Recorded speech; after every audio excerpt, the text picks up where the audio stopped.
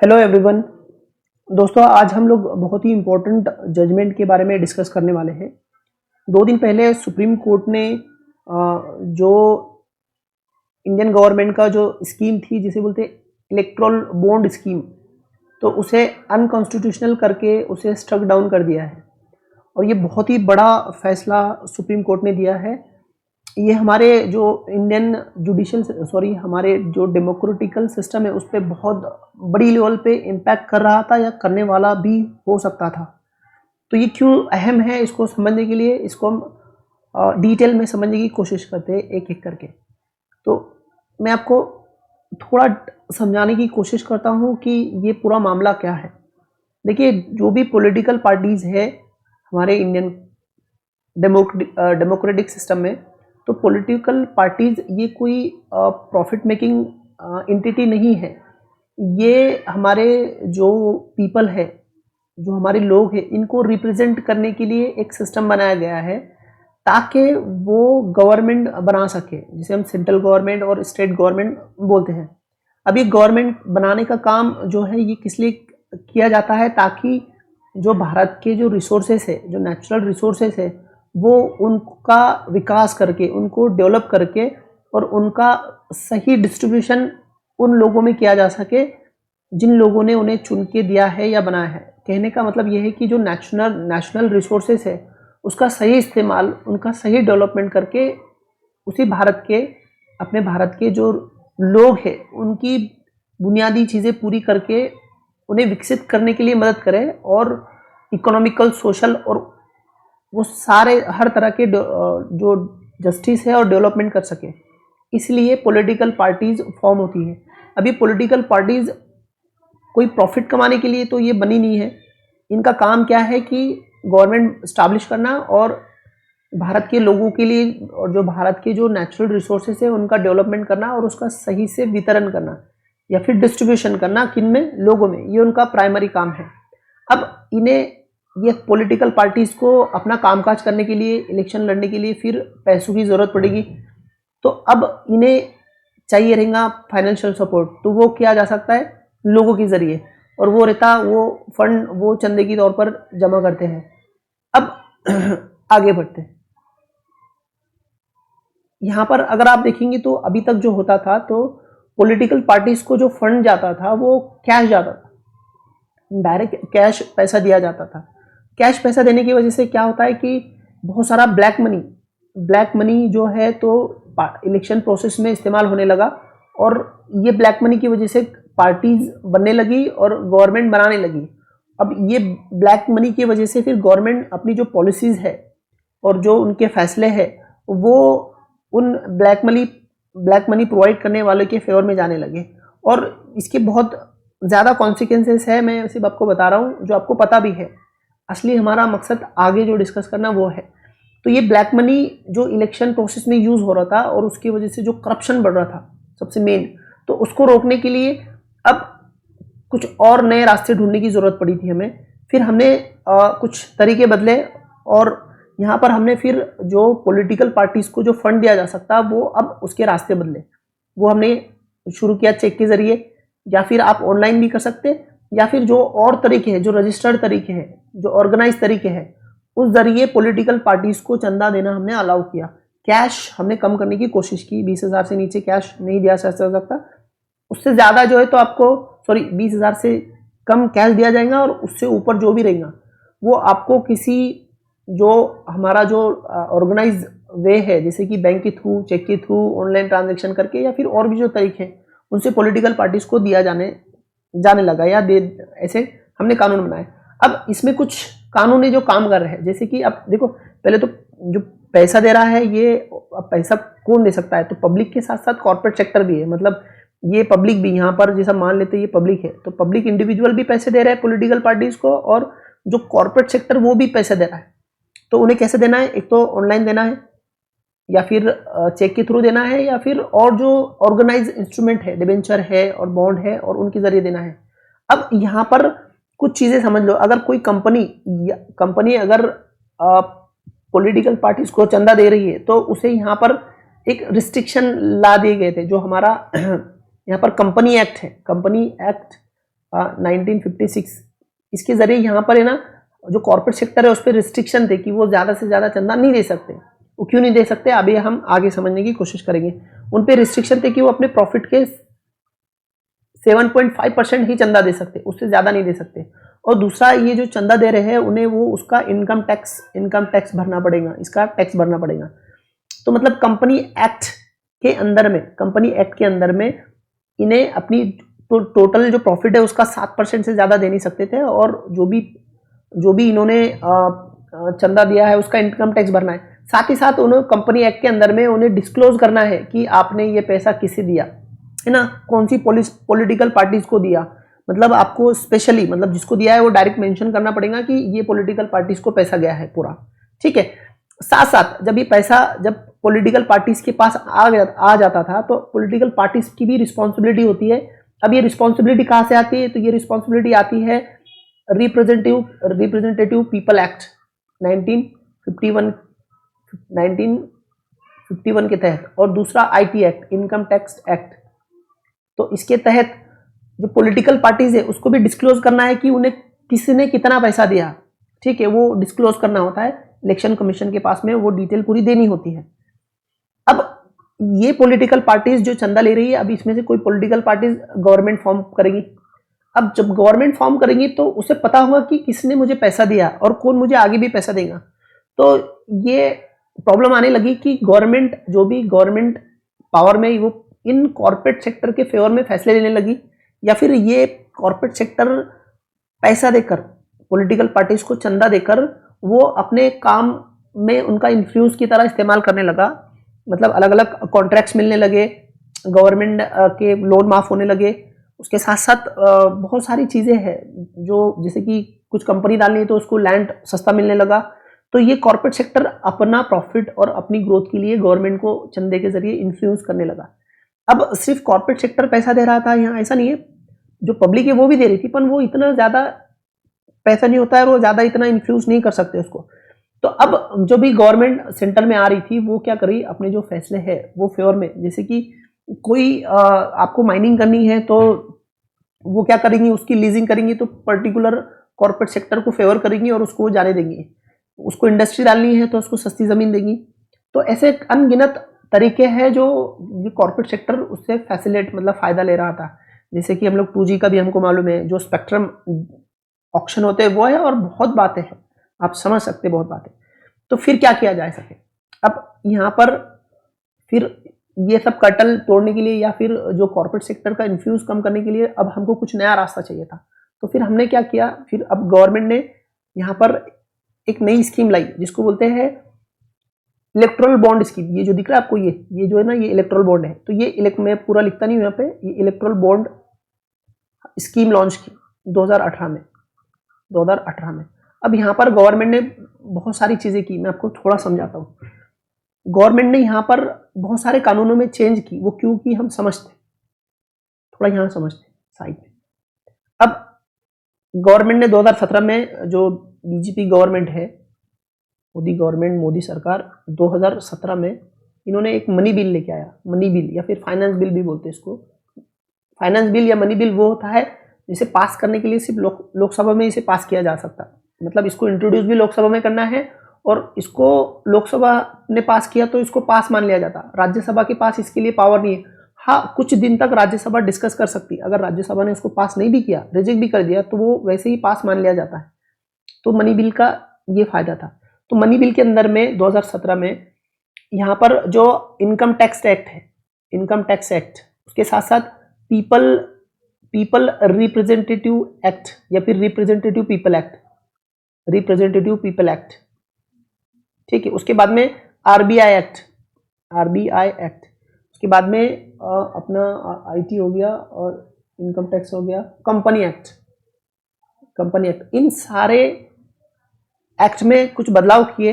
अब वो क्या है मैं समझाता हूँ आपको। और ये मनी बिल के अंदर में, ये एक्ट में बहुत सारे चेंजेस किए गए।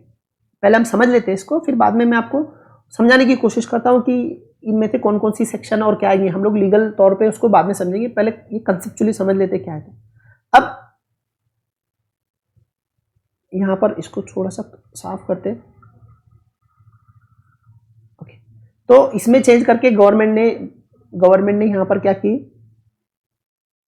ओके, गवर्नमेंट ने एक स्कीम लॉन्च की जिसका नाम है इलेक्ट्रॉल बॉन्ड स्कीम।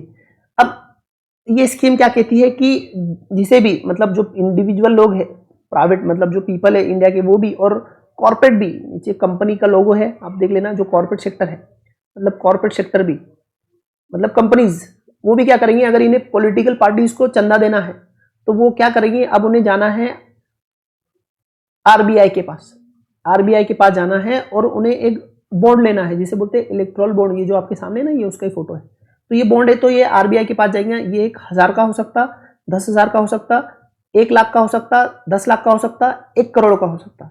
तो ये उसकी कैटेगरी है। अब वो जाएंगे यहाँ पे, ये कॉर्पोरेट सेक्टर भी जाएंगे यहाँ से और बॉन्ड खरीदेगा, या फिर प्राइवेट इंडिविजुअल भी जाएंगे और ये बॉन्ड खरीदेगा। जब ये बॉन्ड खरीदेगा तो आरबीआई के पास में वो अपनी पूरी डिटेल देगा और आरबीआई उसको बॉन्ड देगा जो भी उसने खरीदा है। तो अब जैसे आरबीआई उसको ये बॉन्ड देगा तो ये बॉन्ड पे उसकी डिटेल, मतलब जो उसकी पर्सनल डिटेल है, या इस पर ये रिवील नहीं होगा कि ये बॉन्ड किसने दिया है। आरबीआई को तो इसकी पूरी डिटेल रहेगी, पर ये बॉन्ड पे कुछ नहीं रहेगा, ये जाके पॉलिटिकल पार्टीज को देंगी। पॉलिटिकल पार्टीज ये बॉन्ड को 15 दिन में कैश करेंगे, है ना। प्राइवेट इंडिविजुअल भी यही करेगा। अब यहाँ पर गवर्नमेंट ने क्या चेंज की, पहले देखो कॉर्पोरेट सेक्टर को थोड़ा सा उसको ऊपर लेते। पहले यहाँ पर कॉर्पोरेट सेक्टर को ना, यहाँ पर कंपनी एक्ट के तहत, मतलब जो कंपनी एक्ट है, इसकी जो सेक्शन है 31, अब इसके अंदर में 1 और 2 में, सबसेक्शन 1 और 2 में इन्होंने चेंज किए। इन्होंने पहला चेंज किया कि जो रिस्ट्रिक्शन था, है ना, पहले जो रिस्ट्रिक्शन था 7.5% का, उसको ओमिट कर दिया, मतलब उसको निकाल दिया है। अनलिमिटेड फंड दे सकती कौन, कॉर्पोरेट सेक्टर या इंडिविजुअल कोई भी है। अब ऐसा पहले तो कॉर्पोरेट सेक्टर पे लिमिटेशन थी, तो कॉर्पोरेट सेक्टर अब अनलिमिटेड गवर्नमेंट को चंदा या फंड दे सकता, उस पर कोई लिमिटेशन नहीं है। दूसरा इन्होंने चेंज किया कि जो उनको इनकम टैक्स भरना रहता था वो अब उनको भरने की जरूरत नहीं है, इनकम टैक्स फ्री कर दिया उसको। तीसरा चेंज किया है कि जो भी कॉर्पोरेट सेक्टर है इन्हें ये बताना नहीं पड़ेगा कि आपने किस पॉलिटिकल पार्टीज को कितना, एक मिनट,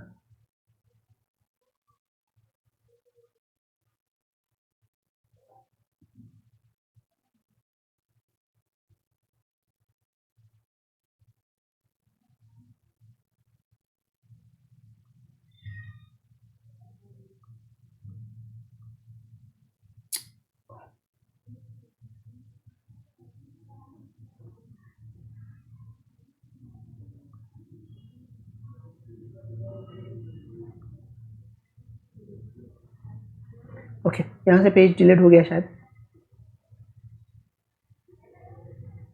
ठीक है। तो गवर्नमेंट ने क्या किया यहाँ पर, जो कंपनी एक्ट है इसमें चेंज किया, लिमिट हटा दी, अनलिमिटेड कर दिया। दूसरा इनकम टैक्स एग्जेम्पशन दे दिया। तीसरा चेंज किया कि जो कंपनी है, कॉर्पोरेट सेक्टर है, इन्हें अब क्या करना पड़ेगा, अपनी ये जो अपनी ऑडिट रिपोर्ट बनाएंगे या अपनी फाइनल अकाउंट बनाएंगे, तो इसमें उन्हें रिवील, मतलब ये बताना नहीं है, डिस्क्लोज करना नहीं है कि आपने किसको कितना चंदा, कितना दिया, ये जाएंगे उनके पास, पर किस पार्टी को दिया ये बताएंगे नहीं। मतलब तो कॉर्पोरेट सेक्टर को यहाँ पर अपनी इंफॉर्मेशन कि आपने किस पॉलिटिकल पार्टीज को कितना पैसा दिया ये बताने की जरूरत नहीं है, ठीक है। ऐसा इसमें चेंज किया, ठीक है। उसके साथ साथ इन्होंने चेंज किया, गवर्नमेंट ने चेंज किया इनकम टैक्स में, इनकम टैक्स की सेक्शन 15A इसमें चेंज किया या फिर इंक्लूड की। और दूसरा चेंज किया इसने रिप्रेजेंटेटिव पीपल एक्ट, इसके अंदर में चेंज किया 31A की कुछ 3 नंबर की सेक्शन में किया इसने चेंज। अब इसमें चेंज करने के बाद में, मतलब अब पॉलिटिकल पार्टीज को जो इलेक्ट्रल बॉन्ड से जो पैसा आने वाला है वो इलेक्शन कमीशन को या पब्लिक को बताने की जरूरत नहीं है, मतलब वो अपनी इंफॉर्मेशन डिस्क्लोज नहीं कर सकते, ठीक है। और वो अपनी जो इनकम है उस पर इनकम टैक्स भरना, वो खैर इतनी इंपॉर्टेंट बात ही नहीं है। पर अब पॉलिटिकल पार्टीज भी वो क्या कर सकती है, अपनी जो इन्फॉर्मेशन है वो छुपा सकती है, कि मतलब वो डिस्क्लोज नहीं कर सकती कि कितना पैसा है ना। उनको रिकॉर्ड मेंटेन करना है कि इतने पैसा हमको बॉन्ड से, ये बॉन्ड से आया, ये बॉन्ड से आया, इलेक्ट्रल बॉन्ड से, मतलब जितना उनको इलेक्ट्रल बॉन्ड से आया वो सारा का सारा वो छुपा सकते हैं, बता नहीं सकते। मतलब छुपाना मतलब किसने कितना दिया या वो कैसा आया वो नहीं बता सकते, टोटल कितना आया चंदा वो बता देंगे इनकम इलेक्शन कमीशन को। तो यहाँ पर ये हुआ। अब गवर्नमेंट ने एक चीज की यहाँ पर गवर्नमेंट ने क्या की, ये देखो यहाँ पे एक आरबीआई एक्ट के बारे में बात की गई। आरबीआई एक्ट में क्या हुआ था, आरबीआई एक्ट है ना, इसमें 31 उसमें सेक्शन है, उसमें क्या किया था कि गवर्नमेंट ने चेंज किया और अपने पास पावर लिया कि क्या करेंगी गवर्नमेंट, क्या करेंगी, कोई एक बैंक को, शेड्यूल बैंक को क्या करेंगी, ये पावर देंगी कि वो इलेक्ट्रल बॉन्ड परचेज कर सके और उसे बेच सके, मतलब उसको प्रोड्यूस कर सके और बेच सके। तो ये किसको दिया गया, एसबीआई को दिया गया।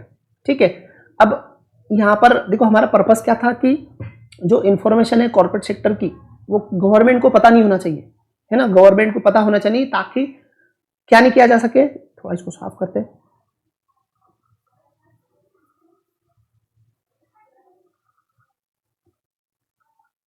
मतलब हमारा मेन मकसद क्या था कि ये जो गवर्नमेंट है इसको पता ना चले कि चंदा किसने किसने दिया है उस पॉलिटिकल पार्टीज को, ताकि वो उनके फेवर में डिसीजन न ले या फिर कॉर्पोरेट सेक्टर उसको इन्फ्लुएंस ना कर सके।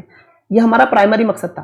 ठीक है, अब आरबीआई देखो, जब यहाँ पर मैं बात कर रहा हूँ कि पॉलिटिकल पार्टीज को अपने पास जो बॉन्ड आ रहे हैं उसकी डिटेल इन्फॉर्मेशन रिवील नहीं कर सकते, मतलब वो डिस्क्लोज नहीं कर सकते, उनके पास ही रहेंगे। उनको इलेक्शन कमीशन को सिर्फ इतना देना है कि इतना चंदा आया, बस, उसके अलावा कुछ नहीं देना है। जो जितना भी पैसा इलेक्ट्रल बॉन्ड से आया वो आपको बता नहीं सकते। ठीक है, अब यहाँ पे भी इसी जो पीपल रिप्रेजेंटेटिव एक्ट में जो पॉलिटिकल पार्टीज के बारे में बात की गई वो एसबीआई के बाद भी है। एसबीआई के पास जो डेटा आ रहा कि किसने ये बॉन्ड उसे बेचा है, मतलब किसने कितने बॉन्ड खरीदे हैं, है ना, कोई कॉर्पोरेट सेक्टर या प्राइवेट है उसने कितने बॉन्ड खरीदे हैं इलेक्ट्रल बॉन्ड, तो आरबीआई वो डेटा किसी को बताएंगे नहीं, किसी को नहीं। ठीक है, किसी को नहीं बताएंगी, मतलब किसी को पता नहीं चलेगा। ठीक है, अब यहाँ पर देखो पहले तो कंपनी ने अपनी इंफॉर्मेशन छुपा ली यहाँ से। ठीक है, कि कौन से पॉलिटिकल पार्टीज को दी वो बता नहीं। पॉलिटिकल पार्टीज के पास में इलेक्ट्रल बॉन्ड आया, वो सिर्फ टोटल इलेक्शन कमीशन को बता देंगे कि इतना पैसा आया, कौन से बॉन्ड किससे आया वो कुछ बताएंगे नहीं उसके बारे में।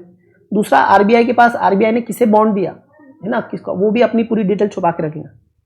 अब इसके पीछे मकसद था कि गवर्नमेंट को पता ना चले कि किस पॉलिटिकल पार्टी ने, सॉरी, किस कॉर्पोरेट सेक्टर ने या किसने कितना चंदा दिया, ताकि गवर्नमेंट वो कर सके, क्या कर सके कि अपनी जो पॉलिसी है वो प्रॉपर तरीके से लोगों के फेवर में बना सके।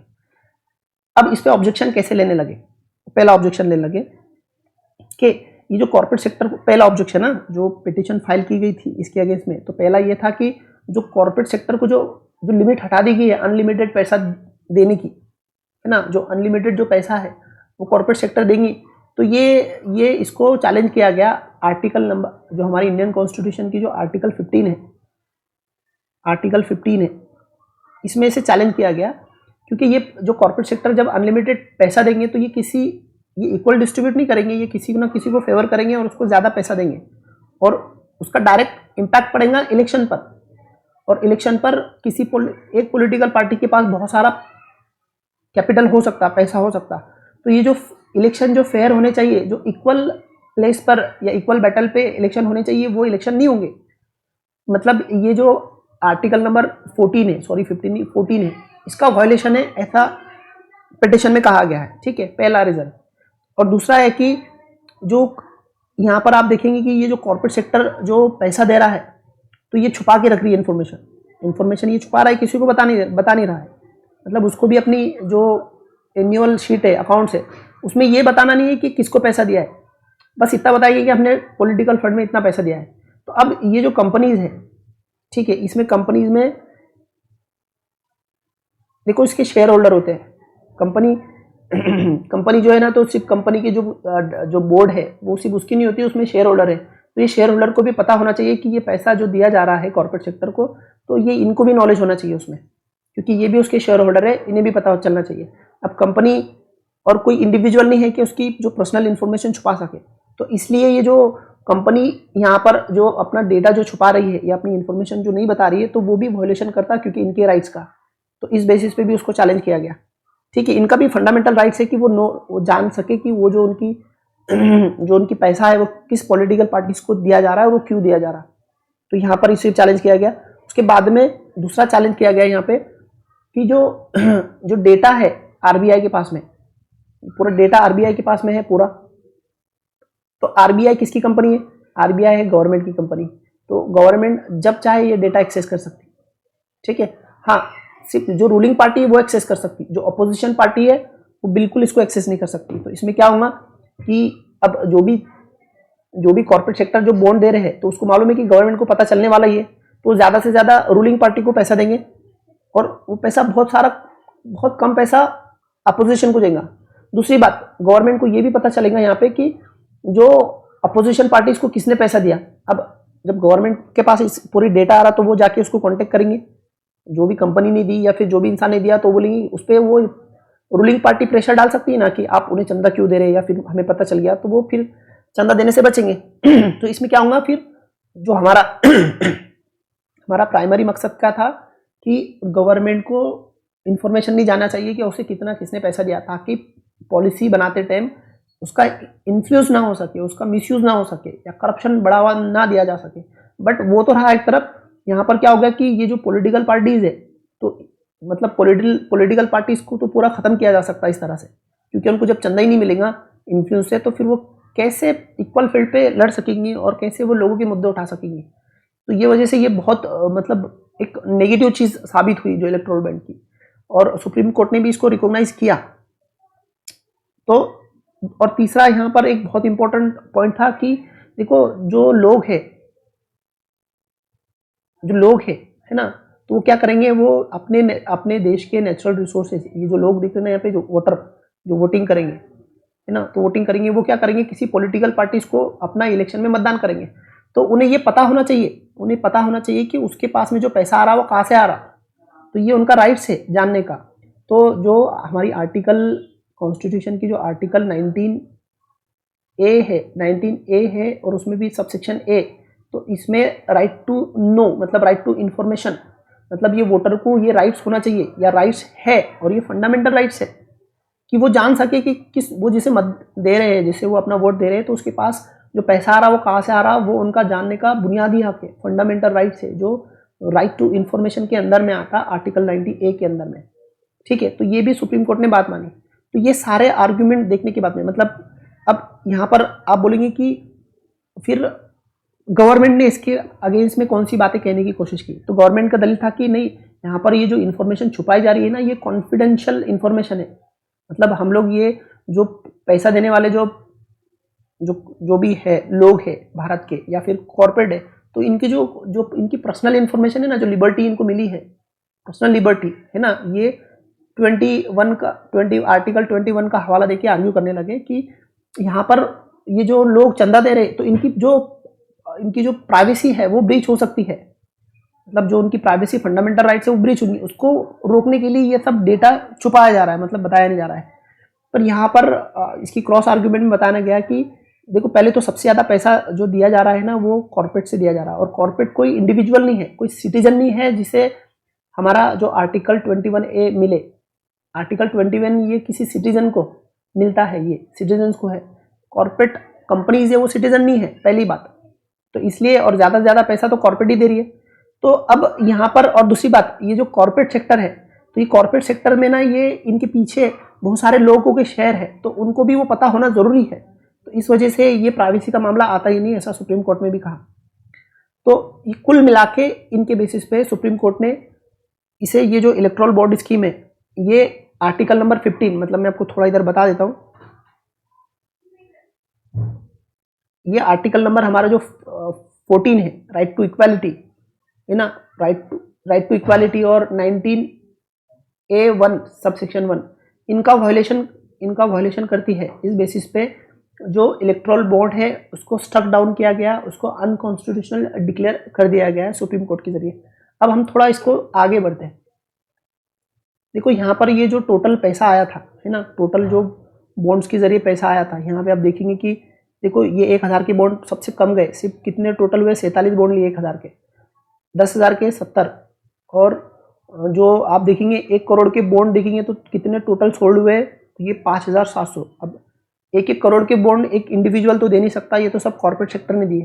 तो मतलब जो कुल मिला के जो पैसा है, जो बड़ी लेवल पे मात्रा में दिया जाता है, तो वो कॉर्पोरेट सेक्टर से ही जा रहा था पूरा इलेक्टोरल बॉन्ड में, आप यहाँ देख सकते हैं।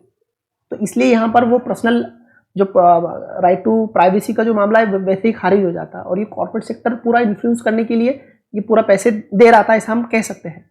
अभी आगे कुछ और डेटा है, हमको समझ में आएगा। देखो यहाँ पर ये देखो जो पूरा पैसा है, तो जो रूलिंग पार्टी थी बीजेपी, तो टोटल जितना पैसा है उसमें से अकेली पार्टी को 56% टोटल इलेक्ट्रल बॉन्ड का पैसा गया, और बाकी जो है तो सबको थोड़ा थोड़ा थोड़ा थोड़ा गया। कांग्रेस का देखिए हाल आपको सिर्फ 10%। ठीक है, तो ये सब इस इलेक्ट्रल बॉन्ड की स्कीम की वजह से हो रहा था। अब देखिए यहाँ पर क्या हो रहा था कि जो कॉर्पोरेट सेक्टर है, कॉर्पोरेट सेक्टर क्या करता है, पॉलिटिकल पार्टीज को पैसा देकर क्या करता है, उनके फेवर में कैसे डिसीजन लेता है, उसका एग्जाम्पल हम समझते हैं। देखो हसदेव के जो जंगल है अभी, तो ये हसदेव के जंगल है ना, छत्तीसगढ़ के है। तो यहाँ पर 1878 स्क्वायर किलोमीटर में ये जंगल है, जहाँ पर माइनिंग है, मतलब कोयले की खदानें हैं। ठीक है, और ये पूरा जंगल से बड़ा है। और इस जंगल को, हसदेव के जंगल को मतलब हसदेव के लंग्स बोलते हैं, जैसे अमेजन को बोलते हैं ना, वैसे है। बहुत घने जंगल है। अब इसमें हजारों आदिवासी लोग हैं जो रहते हैं, जिनकी पूरी जिंदगी उस पर चल रही है, और इन्वायरमेंट पे भी इसका कितना इम्पैक्ट होगा। तो इन सारे जो खास वजहों के बावजूद भी ये जो पूरे हसदेव के जो जंगल है, तो ये कॉर्पोरेट सेक्टर को दिए गए हैं माइनिंग करने के लिए। अब पूरा जंगल 2 लाख पेड़ काटे गए, 2 लाख पेड़ से भी ज्यादा पेड़ काटे गए। ठीक है, लाखों आदिवासी, हजारों आदिवासी लोगों के घर तबाह हो गए, उन्हें डिस्प्लेस कर दिया गया। अब वो बेचारे प्रोटेस्ट कर रहे हैं, और ये सिर्फ माइनिंग करने के लिए दिया गया कॉर्पोरेट सेक्टर को। आपको सबको मालूम है, ये अदानी ग्रुप के उसको इसका कॉन्ट्रैक्ट मिला है, लीज पर मिला है। तो ये कॉर्पोरेट सेक्टर ऐसा गवर्नमेंट को अपना पैसा देकर इन्फ्लुएंस करके वो अपना पैसा कमा सकता है, और उसके सीधे सीधे एग्जाम्पल हमारे सामने आज मौजूद है। ठीक है, अब कुछ प्रैक्टिकल बात, मतलब जो थोड़ा लीगल बेसिस पे एक एक बात करते हैं। देखो जो कंपनी एक्ट है, उसकी जो सेक्शन है 181 है, 182 का सबसेक्शन 1 है। तो इसमें क्या किया है, जो टोटल लिमिट है ना, जो टोटल लिमिट है वो इमिट कर दी गई थी। अब इससे क्या हो रहा था, टोटल लिमिट से जो फंडिंग है ना, वो कंपनी कितना भी दे सकती है, और कितना भी पैसा देंगी तो वो जाहिर है गवर्नमेंट को इन्फ्लुएंस करने के लिए दे रही, वो तो सीधी बात है। और इसका पूरा डेटा गवर्नमेंट के पास आ रहा है, तो गवर्नमेंट उसको देखेंगी और जाहिर है उनके फेवर में डिसीजन लेंगी, क्योंकि पावर में पहुंचाने के लिए उन्होंने मदद की है। उसके बाद में जो 3 नंबर का सेक्शन है, वो क्या कहता है कि total amount of the contribution of political company financial year excluded requirement disclose the particular amount of each party. मतलब कितनी पार्टी को कितना दिया गया है वो बताने की जरूरत नहीं है कंपनीज को, सिर्फ इतना बताना है कि कितना पैसा दिया, किस पार्टी को दिया, ये भी बताना नहीं है। उसके बाद में यहाँ पर आप देखेंगे कि वही बात है, ये जो यहाँ पे आप देख रहे हैं ना, ये क्या बोलते हैं, जो पीपल रिप्रेजेंटेशन एक्ट है उसकी आर्टिकल 29C, और उसके साथ कंपनी एक्ट की जो सेक्शन है 13AB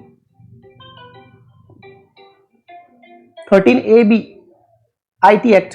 और ये क्या करेंगे, ये मतलब ये जो दोनों है, पीपल रिप्रेजेंटेशन एक्ट और IT एक्ट है ना, तो इसमें क्या किया, जो RBI जो डेटा छुपा रही थी ना, है ना, जो डेटा दे नहीं रही थी लोगों के लिए, पब्लिक डोमेन में उसे नहीं रख रही थी प्राइवेसी के नाम पे, तो वो क्या कर रही थी, जो लोग है, जो वोटिंग करने वाले जो वोटर है ना, जो वोट करने वाले पॉलिटिकल पार्टी, उनका राइट्स है कि वो उनको जानने का अधिकार है कि किसने कितना मतलब जिस पॉलिटिकल पार्टी इसको वो मत दे रहे, तो वो उसके पास कितना पैसा आ रहा है, वो जानने का राइट्स है। और वो आता आर्टिकल 19A अंदर के अंदर में, इस वजह से इसको अनकॉन्स्टिट्यूशनल डिक्लेयर कर दिया गया।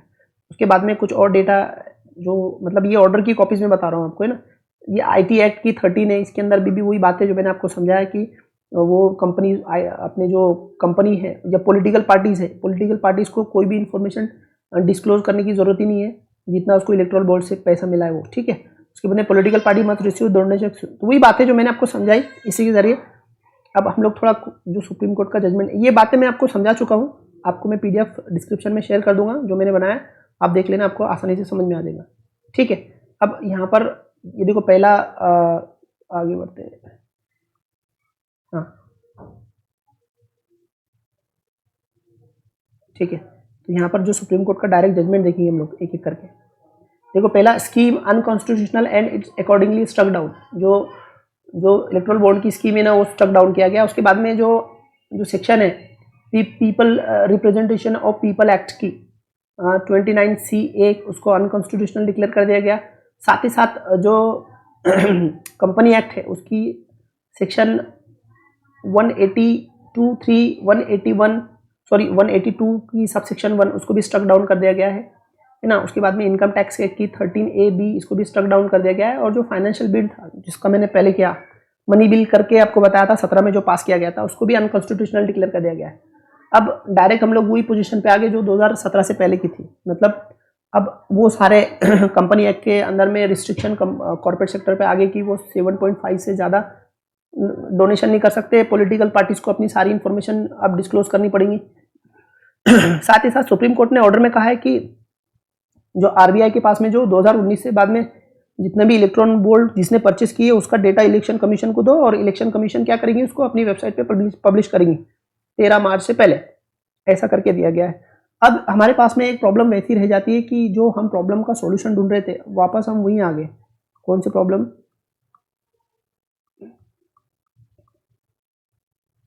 हाँ, प्रॉब्लम ये कि जो भी कॉर्पोरेट सेक्टर पैसा देगा तो वो पता चल जाएगा किसको, गवर्नमेंट को पता चलेगा, और गवर्नमेंट फिर उनके फेवर में डिसीजन लेंगी। वैसे भी इलेक्ट्रल बॉन्ड से कोई फायदा नहीं होने वाला था, वो गवर्नमेंट को पता ही चल रहा था। बट ये प्रॉब्लम अभी भी हमारे पास में, तो इसका सोल्यूशन बहुत सारे हो सकते हैं, उसके बहुत सारे रेगुलेशन ला सकते हैं। एक सही सोल्यूशन इसमें ये दिखाई देता है कि आप स्टेट फंडिंग, मतलब जितने भी जो पार्टीज है, पॉलिटिकल पार्टीज है, उसको स्टेट फंड करे, मतलब गवर्नमेंट फंड करे उसको। अब वो फंड कैसा करे, क्या करे, वो सब उसका पूरा पॉलिसी बनाकर वो किया जा सकता, उस पर फिर कभी हम डिस्कस करेंगे। अभी के लिए इतना ही। उम्मीद करता हूँ ये जो फैसले में जो इम्पोर्टेंट बातें थे वो आपके समझ में आई होंगी। ऐसी लीगल अवेयरनेस के लिए हमारे साथ बने रहिए। हम लोग नेक्स्ट वीडियो में फिर मिलेंगे, तब तक के लिए इजाज़त चाहूँगा। Bye bye.